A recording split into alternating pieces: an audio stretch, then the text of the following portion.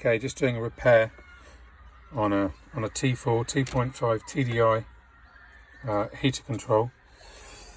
This is the selector that goes between the the window and the cab, and that bit. It has two cables, and the cables are held in place by these little metal clips. Unfortunately, the top one, as you can see, are broken off because the plastic, as it does, gets brittle over the years. And I was lucky; there was a little bit of plastic there that I was able to cable tie to hold that in place, because this whole thing was moving back and forward, the whole sheath, whereas now it's cable's actually moving within the sheath as it's meant to.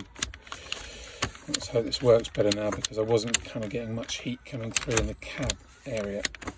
Fine on the windscreen, but so I think it was because of that. Anyway, I'm going to put it all back together now. This was a pain in the bum, and some of the plastics do break, unfortunately.